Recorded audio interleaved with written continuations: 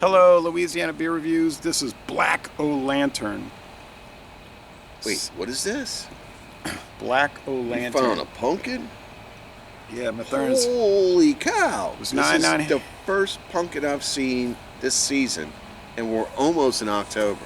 It was $9.99 for the 6-pack at Mathern's. They also had the regular pumpkin beer, pumpkin stout brewed with pumpkin and spices from Wasatch Brewing of Utah. 6.66% alcohol, 14 IBUs.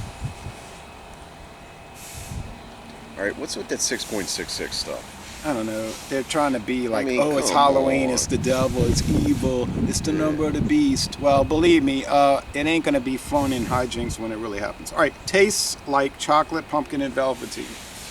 Now here's the description.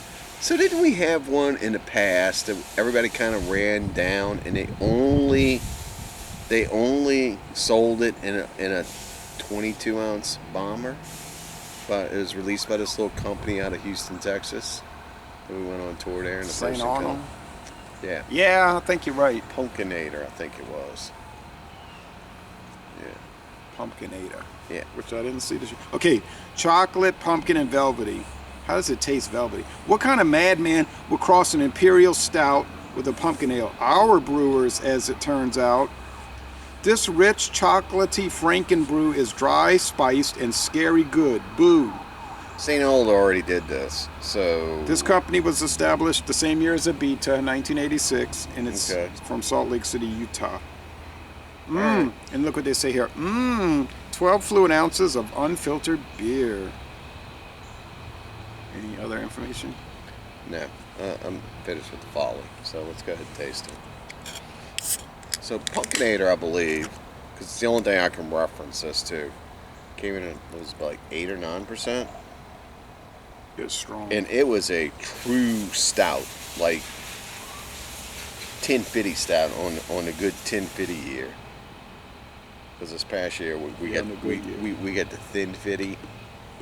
Yeah, and other folks are saying, oh no, there were 2 batches that went out. And it's like, okay, well one went through QA and the other didn't. So we got sirens over there. We got blues. Compressed air over there. Yeah, the 1050 was thin. 1050. But I did a follow-up solo and it was all right. You know, it was like, it wasn't so thin. So you got the other one. Apparently they had different batches with different results, huh? Happens. So if it's 6.7% alcohol, that's not imperial stout. So I guess they mix it with the pumpkin ale. 6.66%. I was rounding off. And 6.6. And I was rounding off. And then so the pumpkin mixed with the imperial brings it down to that less than 7%. So this is a pumpkin ale that they made from a stout. Okay. A blend. All right, kids, we're going to go ahead and try to see what it's all about. Right now, I'm looking at something that's not a stout. This is more along the lines of a porter, a thin porter. There's no lacing. Well, there's lacing. It's creamy in the head. Right. It's dark brown. It's dark brown. And your local law enforcement is on overdrive with those sirens around here. Well, there's always wrecks, and there's that hospital right there, Ochsner emergency room, so they are always going and get somebody in an ambulance, you know. So I live right close to it, so. Yeah, railroad tracks, all that stuff. Yeah. Cheers. Cheers. Smells Cheers. It smells spicy.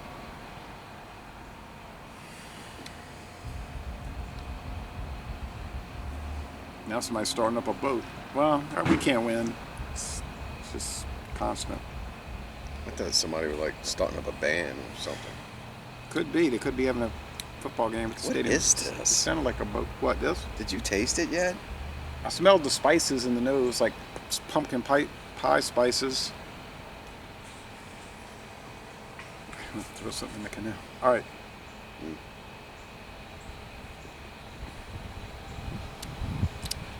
Oh, man.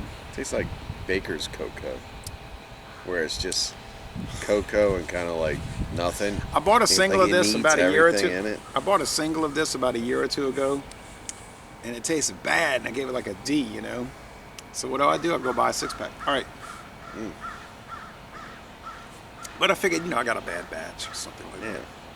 That's thinking with the old hat rack, huh?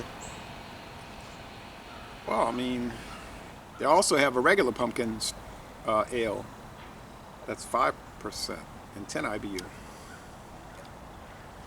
Are you getting any pumpkin on this? Well, maybe like some pumpkin pulp, but you know, pumpkin doesn't really have much flavor. You ever just had pumpkin by itself? It's kind of like neutral. That's why they add all the spices. Well, I don't know why you would say that. I mean, last year we got the variety pack by Elysians and all that. Those were fantastic. Well, yeah, but they probably were well made with all the spices. I don't know if it was necessarily the pumpkin puree. I mean, I guess it's got kind of. This is kind of like. So if we expect pumpkin, we should expect some kind of a squash. Yeah. Type. Yeah, gourd. I'm not really getting that. The body's kind of thin, spicy. You get dark roasted malts from the stout. Sweetness is probably 2 out of 5 sugar cubes. Bitterness is probably 1 out of 5 hop cones. So the flavor level's kind of low, don't you find? The body's kind of thin. It's like watery. It's watery. Like a porter. Like a weak porter. Crisp mouthfeel like a Bud Light or a Natural Light. I don't know, man. Would you pay $9.99 for this 6-pack? I wouldn't pay 50 cents for a can of that. These beer reviews are turning out bad. Well, the best beer we had so far was Iron City, which is the cheap beer. Agreed. The regional macro.